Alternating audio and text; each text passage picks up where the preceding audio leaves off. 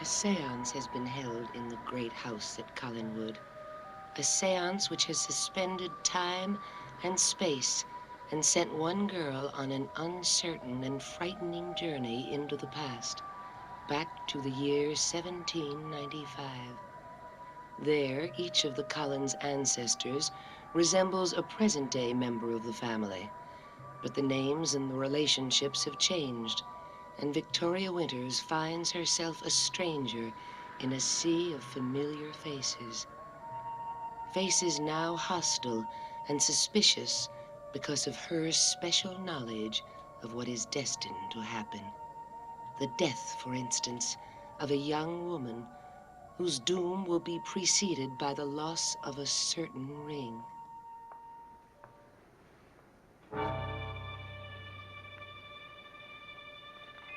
Josette, if I seem concerned, it's because you've been behaving so strangely. And this morning you were so odd. Josette, that ring, when did you get it? Where? You must tell me. Why is it so important? I didn't believe her until now. Believe who? What? You will lose the ring. I'd never do that, never. And then you will die.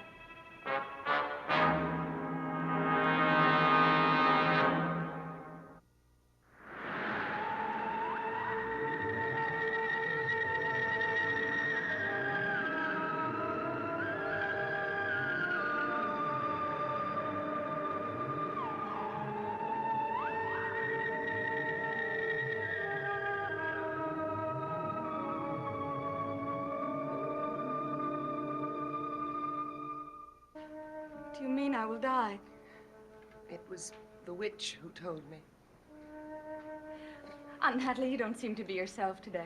Perhaps you should go to your room and lie down. Miss Winters, I went to see her. Why do you persist in this ridiculous nonsense about witches? She predicted your death. You believed her? Please, Aunt Natalie. No, Josette, I did not believe her because she said it would happen after you lost a ring, a very special ring, a gold ring with a black onyx stone. And I knew you did not have a ring like that. So her prophecy was false, but now... It's absurd. No, the girl has powers. She knows. Nothing will happen to me. Josette, where did you get the ring? I told you, I've always had it. That's not true. Aunt Natalie, I don't mean to be impatient with you, but I think these questions are annoying.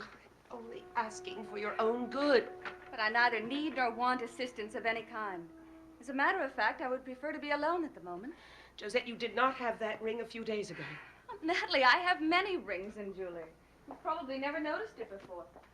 You forget that when we were getting ready to leave Collinwood, I helped you make an inventory of your jewelry. You did not have the ring. Could have been overlooked. I insist you tell me where you got it. I can't remember. Perhaps from Mama. I do not believe you. As you wish. But I fail to see why my possession of this ring should upset you this way.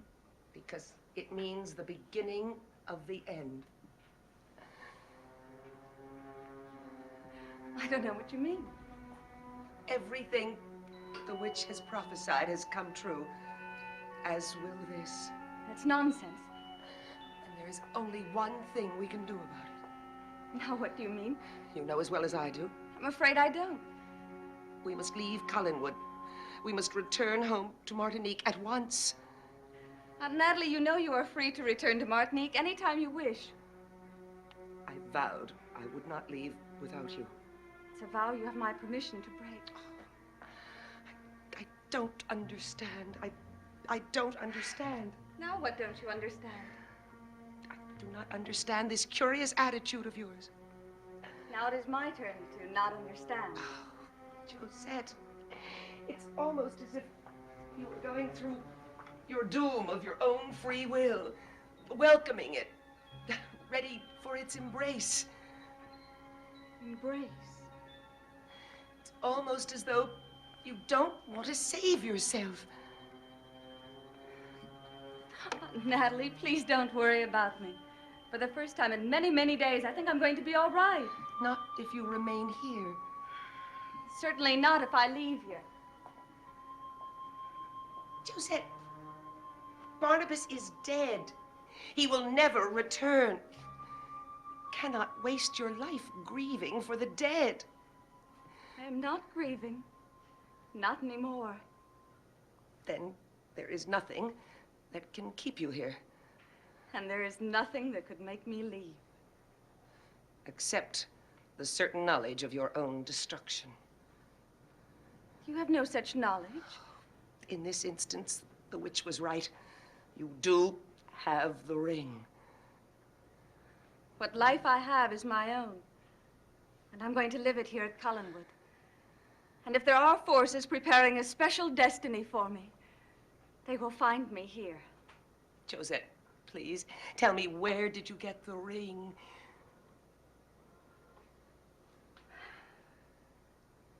Aunt Natalie, I would like to be by myself.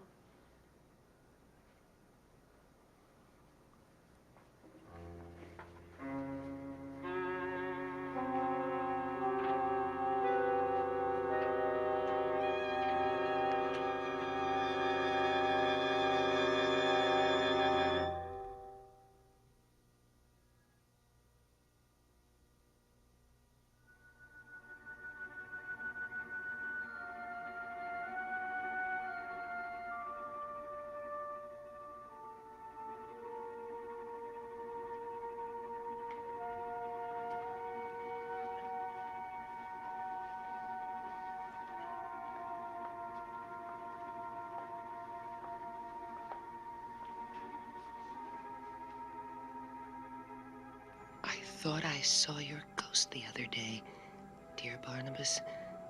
I wish that I could see it now and speak to it. I'd plead with you to help me. No, not me.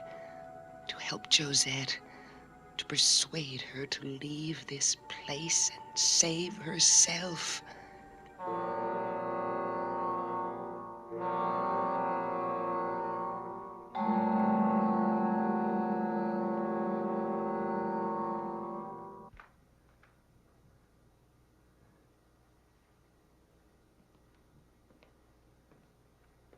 Testing to see if the paint is dry.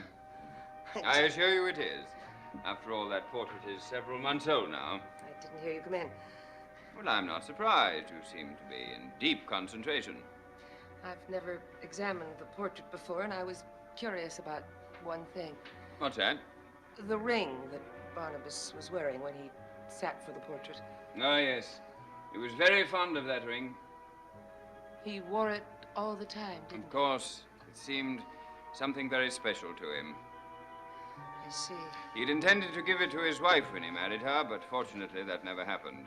Although I'm sure that Angelique had her sights set for it. His wife. Yes. My son, as you know, had a prominent streak of sentimentality in his nature. That's why Go on. What is it? Oh, nothing. Need we stand here brooding over this? May I ask one question? I've never discovered the means to prevent you, dear Countess. Was the ring unique? I mean, was there only one, or was it part of a set? In the Collins family, our jewelry, like our pride and our ambition, is without equal. I see. But why this overwhelming concern? Oh, no reason, just idle curiosity.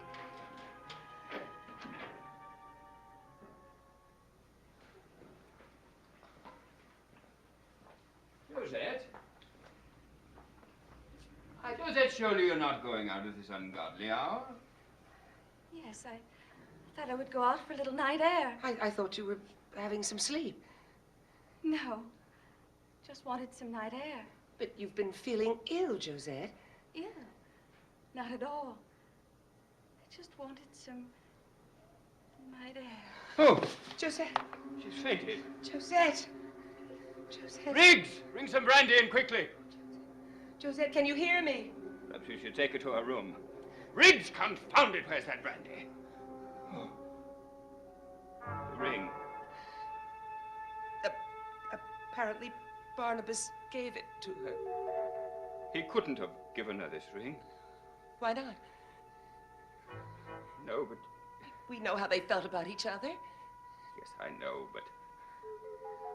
What I stopped short of telling you before. Barnabas was wearing this ring when I buried him. It went with him to his grave.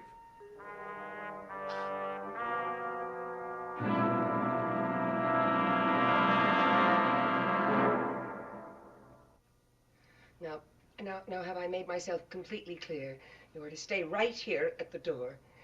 Miss Josette is not to leave under any circumstance, no matter what she says. And no one is to enter the room except members of the immediate family. Now, is that clear? Yes, Countess. She doesn't go out, and no one is to go in but family. And please keep a close watch on her. And call me if you need me. You may be sure I will, ma'am. Thank you.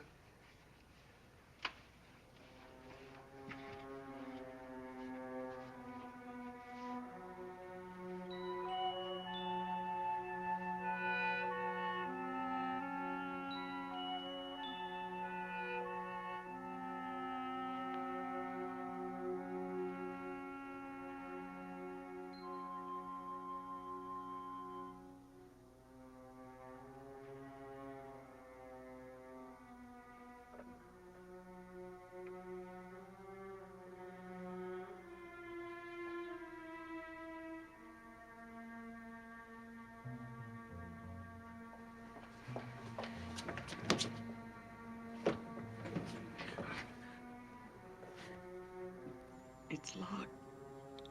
Why is it locked? Why am I here in my room? I was going out into the night. The night.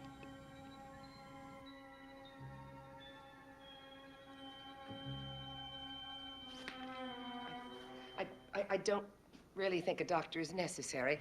She seems more tired than anything. I think she's probably sleeping peacefully. I wasn't going for a doctor. Oh? Well, if it's not anything important, I would be grateful if you'd stay here at Cullenwood. But I'm afraid it is important. I should think you'd want to wait and talk to Josette when she's rested. About the ring, I mean. I may have some questions to ask her later. I'm sure she has some explanation. I've no doubt. Apparently it was a different ring that Barnabas wore when he was buried. Yes, that's possible. I mean, there's no other explanation, is there? No, of course not. Well, I'm certain that everything will be cleared up directly, satisfactorily. Yes, I don't doubt that for a moment. Well, if you'll excuse me. Joshua, please. Must you go?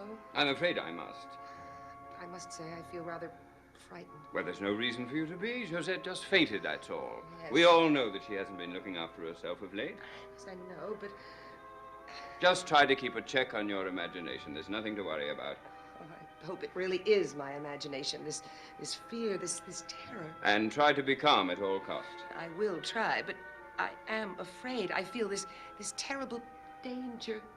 Nonsense. There is nothing to fear. Nothing at all.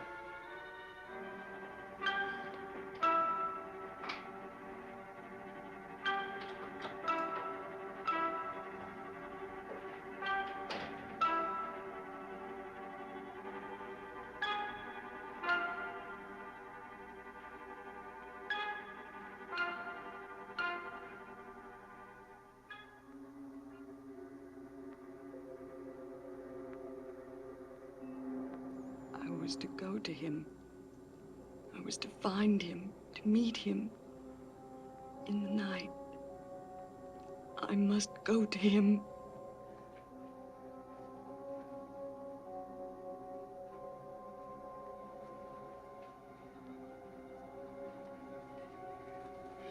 Aunt Natalie? Joshua?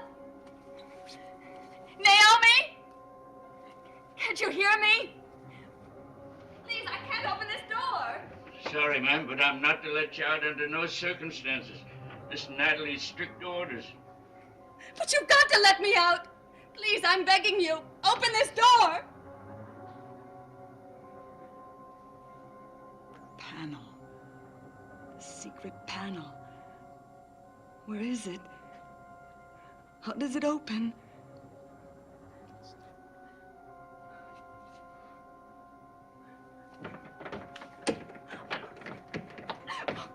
Why am I being treated this way? I can't be locked in like this. Briggs! Open this door at once or I will have you dismissed. Do you hear me? I know you're out there. Open this door. Please. At once, I'm warning you. Briggs. Please. Please. I promise you, you will not be punished. Please, no one will blame you. Just, please. Open this door. I must get out. You don't understand. I must get out. I must. I must. Please, Briggs. Please.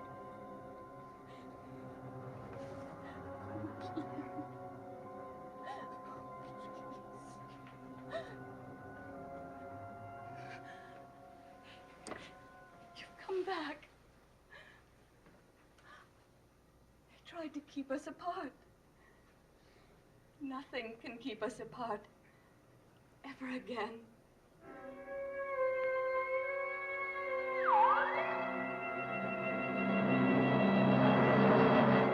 I should have known that you would come for me. This night will fulfill all my longings. You have come to take me with you, haven't you? Yes. Then come. Let us go and we'll never return. Never. Then come. Show me the way and I will follow. Remember, it is a road with no return. I know. It is a world of darkness. Lit only by our love. Yes. Only our love. We will share our whole eternity together. Yes. Eternity. Then come. Take me with you. Are you certain this is what you want? You are all I want. It is still not too late. You can still be free of me. You can have life. Find love, perhaps, in the world of light and of the living. The time for question and doubt is long past. I don't want to be free of you. I'm yours. I must go with you. Not to death and darkness, but to a world of unending joy. Come. Take my hand and we'll go together.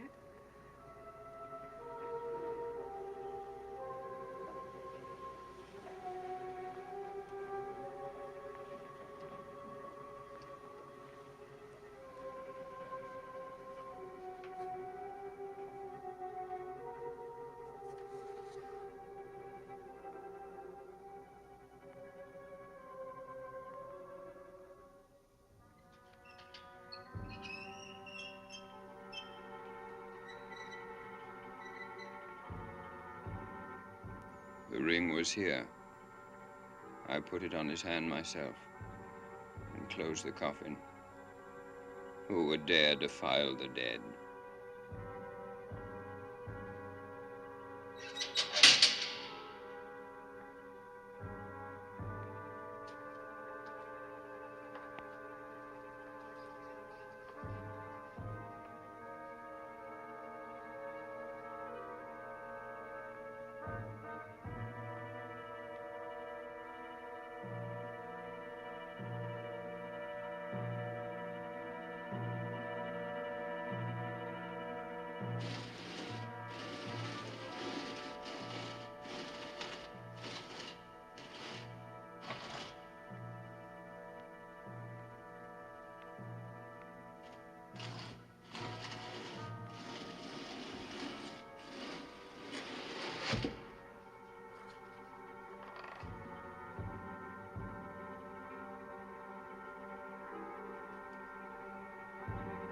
I never gave you love, but I wanted at least to give you peace.